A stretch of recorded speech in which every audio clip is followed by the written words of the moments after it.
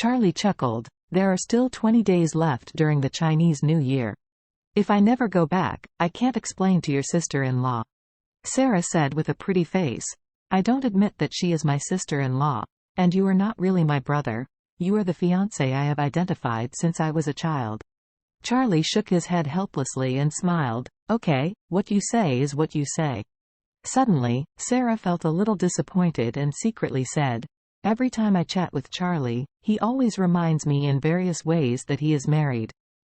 But, doesn't he know that the life of his parents is greater than the sky? At least after so many years of warning myself, why can't he be like me? Thinking of this, Sarah couldn't help sighing, holding Charlie's hand, and couldn't help but use some strength, and said with a bit of sadness, Charlie, you are the young master of the Wade family, and you are so capable. Wilson and Orus Hill, you cannot tolerate long. Sooner or later you have to return to Eastcliff. Charlie was taken aback for a moment, and said calmly, if I can come back, let's talk about it later.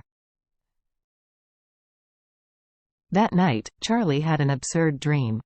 In the dream, his parents did not die. He was still the young master of the Wade family, and he has grown up. He has attracted a lot of attention in Eastcliff, and he can call the wind and rain.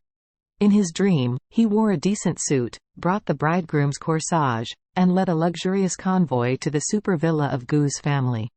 In the villa, Sarah was wearing a wholly white wedding dress, sitting on the bed in her boudoir, looking at herself with a flowery smile. Then, a group of young men and women who they didn't know urged them to look for Sarah's red shoes everywhere. When he found Sarah's red shoes and personally helped her put them on, the scene immediately flashed to the wedding scene. The wedding in the dream is grand to the extreme. Both Charlie's parents were there, with a happy and kind smile on faces. When the wedding music sounded, Philip took Sarah's hand, walked up to him, smiled and handed Sarah's hand to him. Afterwards, the two said their wedding vows, exchanged wedding rings, and kissed each other. Then, the MC asked Sarah to turn her back to the bridesmaid and throw out her bouquet. However, it was Claire who grabbed the bouquet. However, Claire did not look happy when she grabbed the bouquet. On the contrary, her expression was very resentful. Charlie's eyes met her, he couldn't help but slapped a sharp spirit, and suddenly opened his eyes, only to realize that it was just a dream. He was shocked by the absurdity in the dream, and he was stunned for a few minutes before he gradually recovered. Seeing that the sky outside the window was getting brighter, he sighed, got up to wash, and walked out of the room. Downstairs, Lennon is preparing breakfast with the servant. Philip is up early, sitting in the living room vigorously holding a cup of coffee, and reading the latest newspaper this morning. There are not many people who still like to read newspapers these days. Philip is one of them. Seeing Charlie come downstairs, he immediately smiled and waved at him, and said with a smile, Charlie, come. Okay, uncle. Charlie replied and walked over. On the sofa, he sat beside Philip. Philip handed him the newspaper in his hand, smiled and said, look at the front page. Charlie took the newspaper and looked at the front page headline. There was a big line on it. The chairman of the GU Group is critically ill, and the Trillion Group may have no leader. Charlie couldn't help but frowned, and said, this newspaper is too irresponsible, right? Philip smiled slightly and said, this must be the ghost of my two younger brothers. First let out the news that I am critically ill, and then let the stockholders and the market lose confidence in the GU Group, and ask the securities institutions to lower their share price and performance expectations. In that case, the GU Group's share price will inevitably trigger a decline.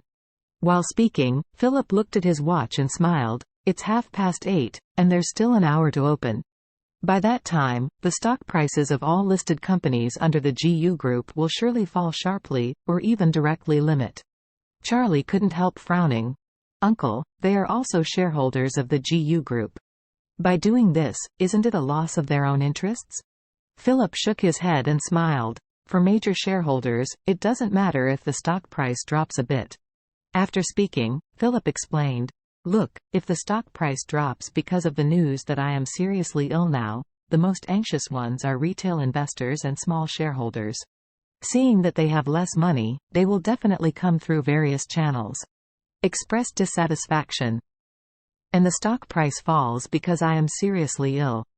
This pot is definitely for me to carry, so when the time comes, they can better incite other shareholders to force me to give way. Because now the market is not at ease with me, only I gave way so they could breathe a sigh of relief. Once they successfully achieve their goals and kick me out of the board of directors, the stock price will rise back in time, so for the two of them, there is basically no actual loss. This trick is called killing with a knife.